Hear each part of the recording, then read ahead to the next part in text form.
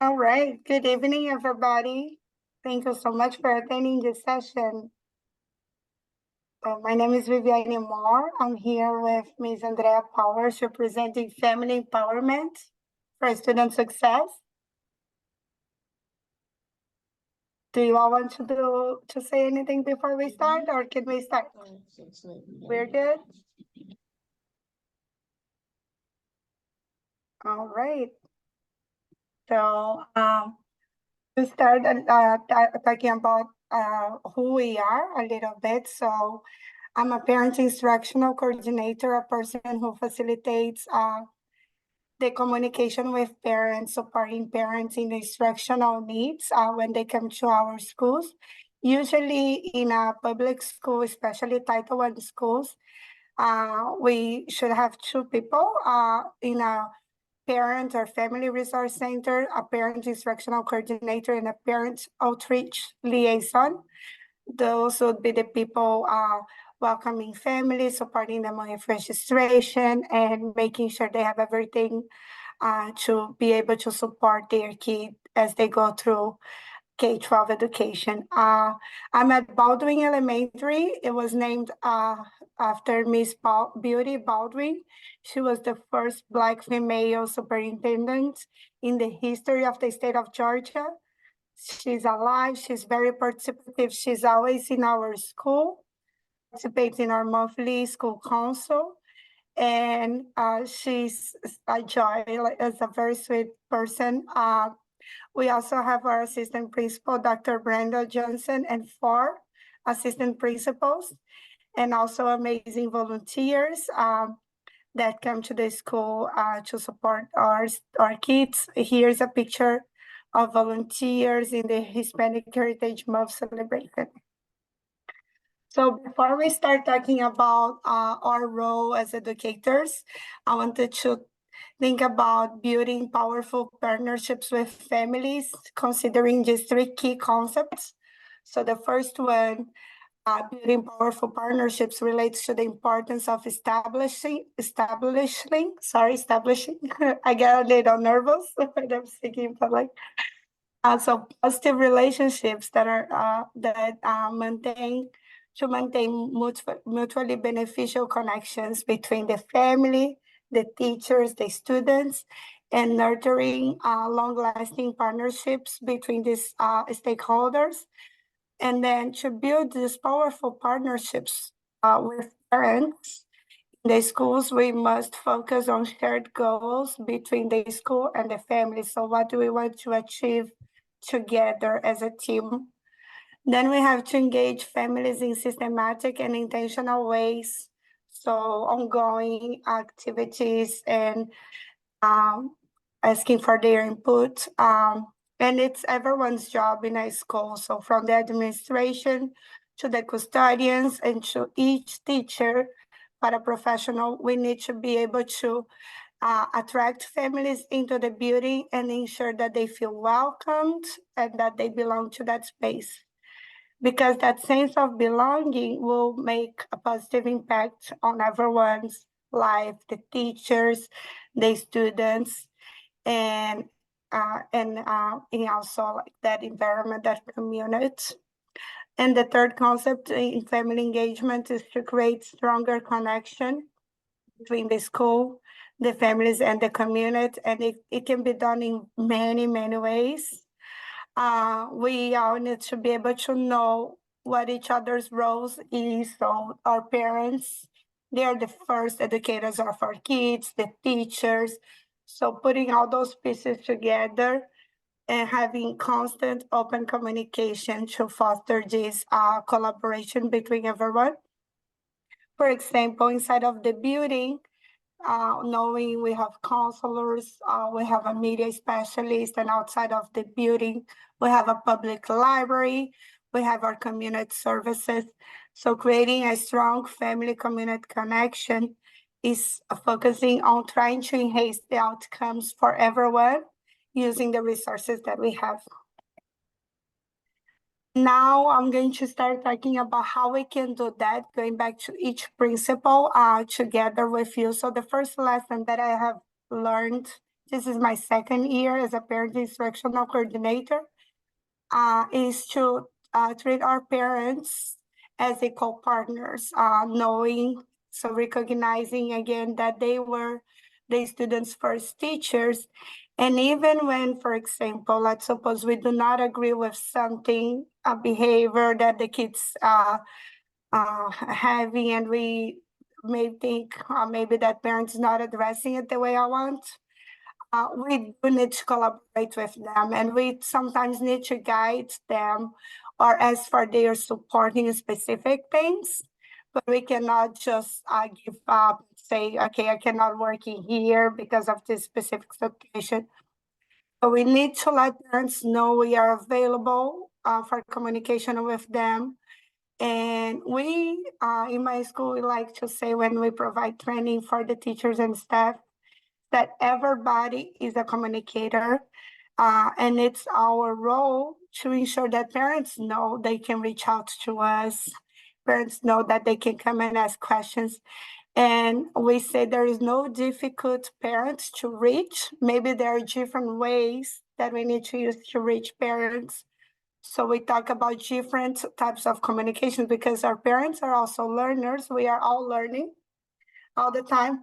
So maybe visual communication works better, or written communication, or a phone call. And I've witnessed how parents are happy to receive phone calls, especially when we are also calling to talk about the positives, talking about their kids and their success. So here, few examples of things that we can use to foster two-way communications. I talked about written communication. We can also thinking about family school partnerships, conduct surveys, and then act on the things that the parents want to help with or want to be more involved on. And also meetings, PTA, Miss Powers, Miss Andrea Powers is one of our parents. She's here. I'll introduce her in a little bit. She'll be able to talk more also to the perspective of the parents. So now how can we engage with the families? The second point, the second the principle, we should build as a schools meaningful and sustained engagement by teaching families how to understand and navigate the educational system, how to use the tools that the school often uses, and how to ask questions. We have to do this for all parents. We do not need to assume that because a parent was born and educated here in the United States, that they know how to use a specific tool. Sometimes that's a new tool implemented by that county, that district only. The parent went to another district. And that's even harder for newcomer parents when they also need to navigate language and technological barriers. So it's part of my job in the parent center, and also we have a newcomer center in Gwinnett County to communicate with the parents and then offer training and offer support when they need this help, like this first step in connecting with the schools and then communicating with the teachers. So we want to foster this sense that they can communicate, and they should. It's important to communicate with the teacher and to be involved in the school. And the schools can also help the parents, the teachers, and the students increase their cultural competence by providing everybody with the opportunity to recognize and respect diverse cultures and cultural backgrounds. So you can do this in multiple ways. But it's so important that everybody is receiving constant training and education to be more cognizant of differences in cultures, and also to think about how what we say may affect other people and the way we say things. So always thinking about the cultural understanding, and language and culture, they are interconnected. So we also need to think that sometimes something that is a simple accommodation would be a door of opportunities for parents from other languages, other cultures. For example, translating a homework statement, or putting not changing the language. We don't want students to be treated differently. Like academic expectations are high for everybody,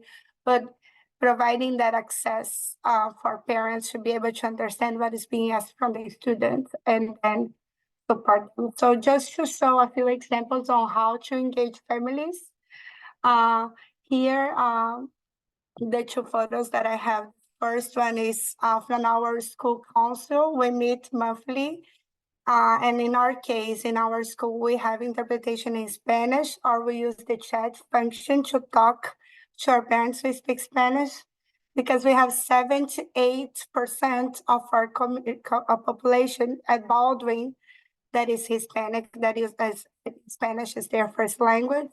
So every time the district offers trainings, they also offer interpretation in Spanish, Vietnamese, Russian. They offer several languages, and that really supports our parents and gives empower them to participate in the different opportunities that the district offers. Then the second photo is from Book Character Day. We do that every year. And each year, the grade level decides on what they're going to dress up as. And we decided to go with Encanto because of our students. It was so magical. Of course, you can see a Luigi in the picture because one, he already had that costume, and two, we couldn't convince him to be Bruno. But like just little gestures like this can support our kids and make them feel that they belong. Now on the third point, creating stronger family community connections and family school connections and community. So how can we do that? And the lesson that I take from that principle is to value and utilize the contribution of parents, remembering to build ties between the families and the schools. So there are multiple ways that we can do this. So for example, the parent education programs we can offer, and that's part of my job too in a Title I school. I offer workshops and training sessions for parents. Then my colleague, a parent outreach liaison, would make that connection between parents and the houses and like the counselor, seeing things that they need outside of the school to support their kids' education. And then we also give parents resources to support the learning of the kids at home. So all Title I schools, as far as I know, have a parents instructional center or a family center with materials parents can check out. In our school, we have a dual language immersion program. Ms. Powers' son is in that program. So we also have materials in English and Spanish. And I'm responsible now to continue building that library of resources, bringing more resources to support kids in their literacy, their reading, and their math skills. That's in combination with the media center that provides books. And then we have the community partners like the public library that checks out computers, for example, for up to 3 weeks for free for the kids. So building these components, putting out these components together helps connect families with the community resources, and then ultimately helps the kids. And another thing within this stronger family school connection is to be able to work with parents for them to become their own advocates, learning how to ask questions to the teachers, to the school administration, and then also building spaces for leadership, like the Parent-Teacher Association. That we'll talk about in a second. So here are a few examples of what it looks like in practice. family workshops, seminars, family literacy nights. Very important to hold events in different times of the day and gather parents input so we know what time works best for them, and trying to do a balance too. So some during the day, some at night, because we have parents that work during the day, but at night we also have parents that have to be with their several kids, have to cook. So we do a balance. And then homeschool connections, including the school council, the plan and the promise, which is a document that we draft together with our community every year. And then that's our promise for the following year. Field trips when we invite parents to participate. And also the role of the parent ambassadors that come to volunteer or leadership roles. Now I'd like to introduce Miss Powers, Miss Andrea Powers. We met in my first year during Hispanic Heritage Month celebration, because she was like, my son is in first grade and he's learning Spanish. Would you have some resources to recommend? And I was like, oh my gosh, I need to go and do some homework to think about what resource can I recommend to this first grader learning Spanish, because I had some for learning English, but I had to think, now let's think about this kid. And now he's a second grader, and Miss Powers has worked really hard to establish our parent teacher association. So she's going to take the floor now. All right, thank you. So I just wanted to say thank you to Dr. Moore for the invite this evening. And even if I were not working with the PTA at Baldwin, had she asked me to come and speak, I would have been happy to do so as just a parent. Just a lot of the events and activities and my education as a parent at Baldwin has been through Dr. Moore. So she's helped me kind of navigate things. And my son has been at Baldwin now for 3 years. He started there in kindergarten, and we're a second grader now in the DLI program. So just wanted to say thank you before I got started. With Dr. Moore's assistance, we have worked to bring the PTA back to Baldwin Elementary School. And for those of you who may not be aware, the overall purpose of the PTA is really to engage and empower the family, the community, and the school, all to really advocate for our children. So we are like a super team of support to really make sure that our children are exposed to the best information, the right opportunities, and to really work in partnership with the school. So I've outlined just a couple of kind of buckets in the way that the PTA is going to be working at Baldwin. Again, we are very new, just getting things set up, but we are really excited to continue to support our teachers, families, and students. So the first thing we're working to do is to really implement programs that support the school goals. So we will be working in partnership with Dr. Moore and the school leadership to understand what those initiatives look like. Where are some gaps that the PTA can come in and help build support, provide fundraising opportunities, and really help strive to continue to push those goals forward? The second thing, and this is something Dr. Moore has stated throughout her presentation, is building partnerships. So for us at the PTA, we're looking to build new partnerships and maintain those existing ones with those community members. So whether it's restaurants that want to donate food for our amazing teachers and staffs, or companies that want to sponsor some of the activities that we're trying to do at Baldwin, we're going to use our partnership and relationship management to really get that started. And then I think the most exciting part about the PTA is striving to create those fun, exciting, supplemental learning type activities for our students. So we're looking for ways to take the lessons that they're doing in the classroom, bring the families in to engage with them, and finding ways to continue the learning at home on the weekends, and really making our kids more excited about what they're learning in the class. So these are just some of the activities that we're working to bring to Baldwin Elementary through the PTA. And again, with Dr. Moore's guidance, we were able to re-energize and find some parents willing to take on that challenge. Thank you, Ms. Powers. I'm so excited. They have been working really hard on this So for over a year, 1 year. Yeah, over a year to bring it back. So it's been a long road, but we're seeing it now start to come to fruition. So I'm really excited about it myself. And I had no idea of all the parts involved, such as taking training. And it's Yeah. just like a student association in the university that you have to have at least three people, the president, the Right. director, and the secretary, right? And Yes. it's a serious responsibility.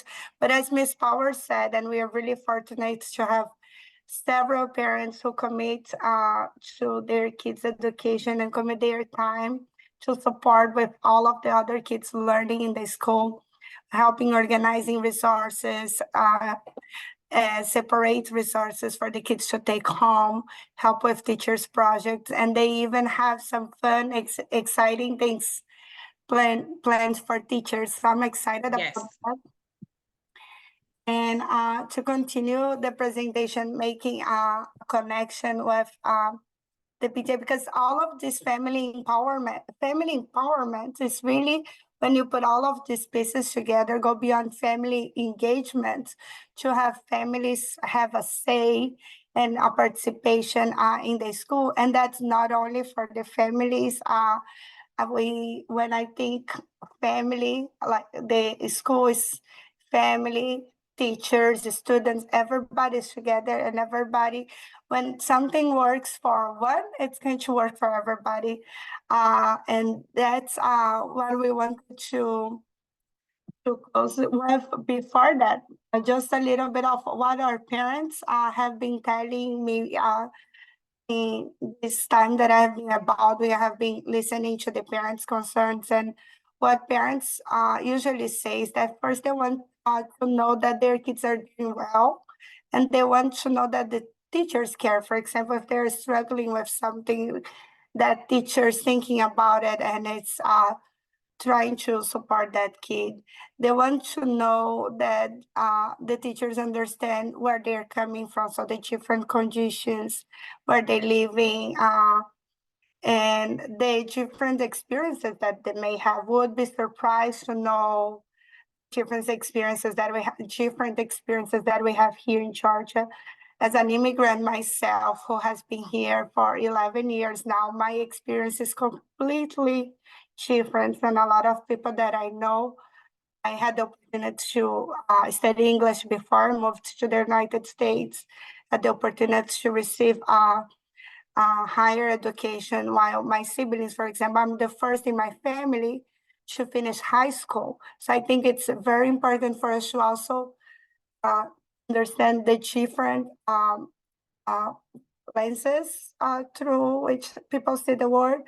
I have parents in my school that have they are doctors too, and I have parents with way more years of experience than I have with community engagement, for example. So always learning more and learning ways that we can work with each other. So parents also appreciate clear and consistent communication. I've interpreted the phone calls in which I was confused about what we were asking from the parents. So making sure that we give contextualized information, and I believe they will appreciate honest inputs and suggestions on how to support the kid, for example, making academic progress. And in my school, the parents also benefit from language support when needed, right? Such as translated materials, interpretation during parent-teacher conferences. So little things that we can do to provide that equity for these families. And sometimes parents may not know how to get involved, different cultures or different experiences with schools may have hidden the parents' interest in participating. If they went to a school in which they didn't have a voice. So we need to be able to guide them on how to be involved. And especially also the newcomers' parents, of ways that they can be involved, because it doesn't need to be there in person during volunteer hours, but it can be by attending parent-teacher conferences, by sending an email to our school principal, by coming for lunch on their kid's birthday. So just educating everyone on how different ways of being involved and participating. And I think this is a job for everybody, including the classroom teachers, like motivating the parents to do those things. And also homework that is feasible and accessible. So I believe that if given the resources, if given the clear instructions, parents can help the kid. And sometimes I hear teachers saying, but I explained this to the kid in the classroom. But that doesn't not necessarily, it's not enough. Like, so making sure that we give as much support as we can. And to close this presentation, thinking about a teacher, an educator myself, why this is important. So this is a quote from this book, Map et al. It's called Everyone Wins: The Evidence for Family School Partnerships and Implications for Practice. So we are reading this book with the county on our family engagement program training. And this quote says, partnering up with families is not only important to maximize student learning, but also as a key factor in teachers' own well-being and success. So this quote for me underscores the profound significance of partnering with families, thinking about how this is going to make a change, a huge change on our well-being. Because if we feel our kids are succeeding, being successful, we'll feel successful. If we feel our parents appreciate us for what we do, we will feel that we are being able to communicate better with them. And this resonates really well with the principles that we're talking about of building powerful partnership, engaging families, and creating family and school connections. Because for me, it is like a cyclical process that involves everybody with the same goal. And if we do this, we not only contribute to the students' academic success, but also to our sense of fulfillment, seeing our kids graduating and doing well in middle school, and then going to high school, going to college. So embracing this, I believe, fortify the foundation for just realistic development of the kids and just realistic development of ourselves as educators who care and who wants to make an impact on these students' lives. I'm closing now the references that I've used for this presentation, and I'll be happy to answer questions with Ms. Powers if there are any questions or comments. Thank you. Thank you. Thank you, Dr. Moore and Ms. Powers, for presenting this wonderful information. And thank you to our participants for joining us tonight.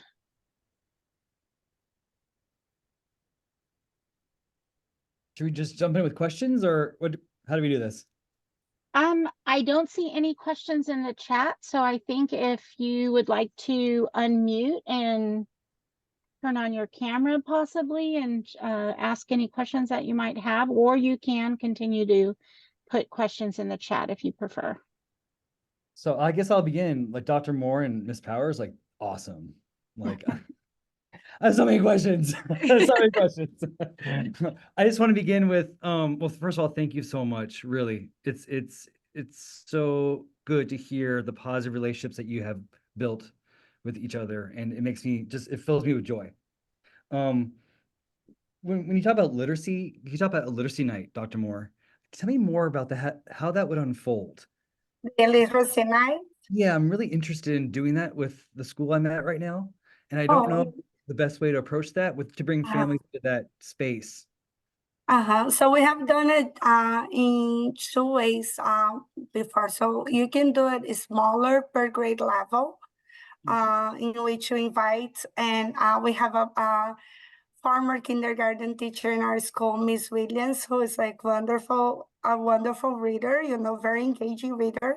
So we make sure we have enough books, for example, 40 books that we can give to the parents, and she'll read that book and show how you can read that book to engage the kids. So like looking at the pictures, and that's one way of doing that. So one grade level, like first grade, for example, and getting those parents in and then reading that book, and they can take it home and read it for the kids.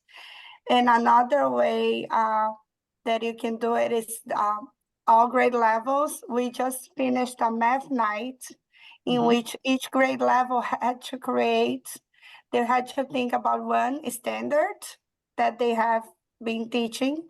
So you can do that with literacy as well. Like kids need to be able in first grade to identify the main parts of the story, or beginning, middle, ends, or the characters. And then you get that standard, you get a book for that grade level.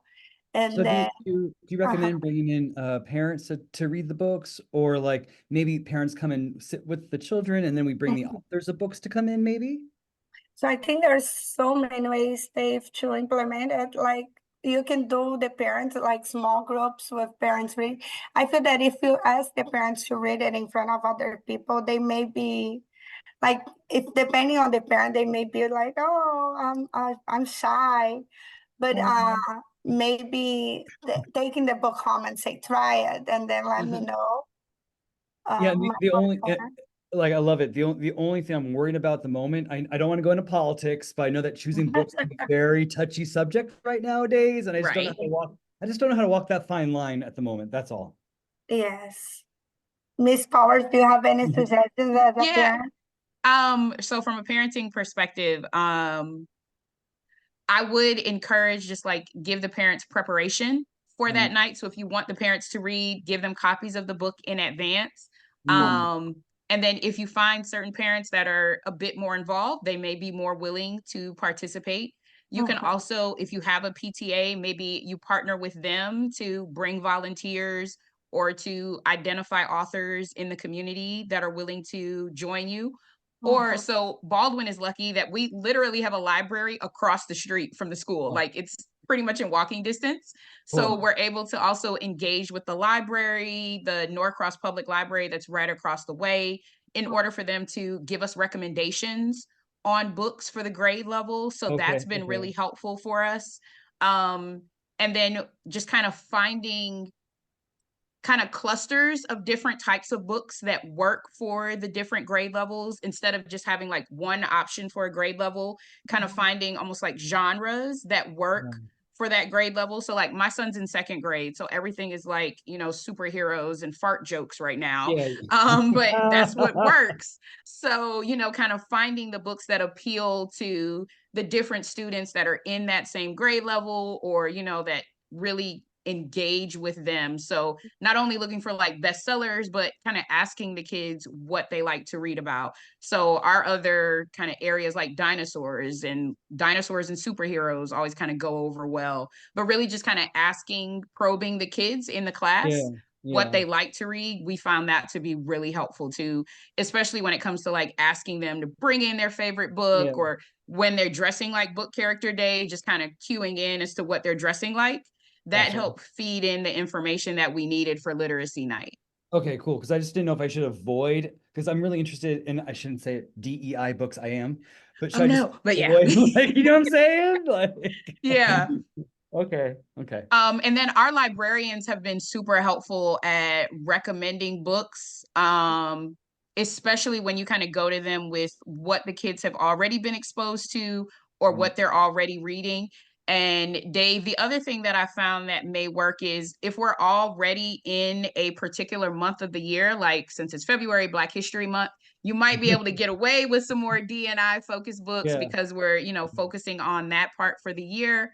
Okay. or if it's, Hispanic Heritage Month, between September 15th and October 15th, we may Yeah. be able to go down that path. So kind of looking at the time of the year and being able to kind of swing it that way too.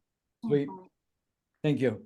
I like the comment about giving the kids choice. That's so important. We sometimes forget about it, and we're like, okay, everybody's reading this book, but as Miss Power said, and I've seen that with some second graders, they're like, no, this is what I want to read. But Dr. This Moore, is what he's currently reading.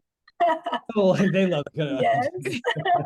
We're on book number 10 now. So he's been It's pretty excited working. about these. So it Okay. works. Okay. Yeah, when you talk about kids, giving kids the options to choose, it just made me think about the Cobb County teacher that got fired. I don't know if you know Yep. about that, but Yeah, like, we know. I don't know. Okay, Yeah. cool. We'll stop. Yes, we know, and in our county, we have talked about this too, because we rely on our media specialists in our school, in our case, right, to know like the books that we have inside the school. But we know that it was, yeah, anyways, it was on something that we wonder, okay, is this book, we start to wonder if our books are appropriate or not, Right. depending on like who is going to be making that call.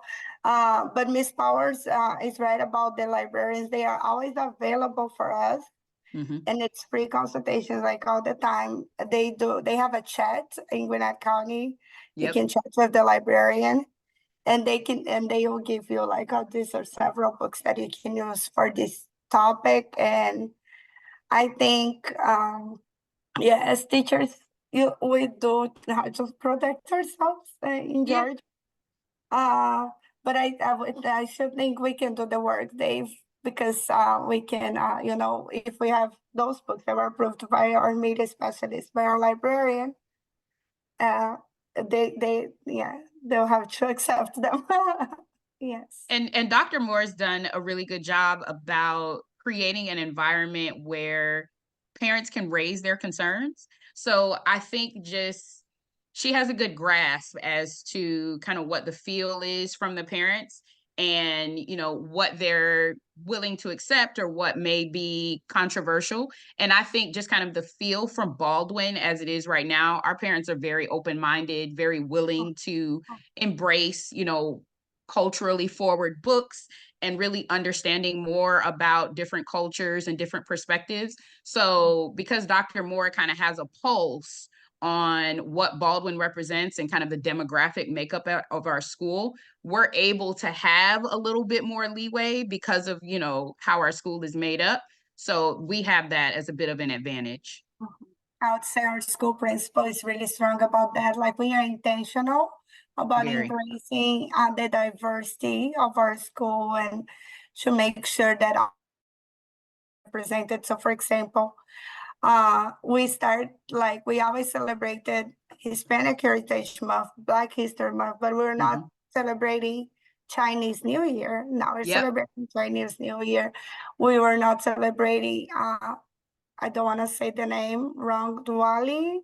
Yeah, that's it, Diwali. And Yeah. now we are doing it. So like making sure that all of our students and their families feel they belong and they are celebrated. It's not because we are 78% Hispanic that we're going to be just talking about Hispanic cultures, which is like another piece, right? Like, I'm Brazilian. Right. And I also enter like the Latino Hispanic celebrations. And yeah, we just try to make sure we are being inclusive and we are reading different. And we need to, I still think we need to do better on like reading more diverse books, putting them in our programs, and that's a district decision as well, what we are Yeah. reading per grade level. But everybody working a little bit will help with that. Just when I was learning English growing up, I felt like the biggest thing for me was it was me, my ESL teacher, and my mom, and we were all together. And so I kind of want to create that experience again, but I'm scared to do that in Georgia. I guess I don't know how to walk that fine line, but you gave me some good ideas. Thank you.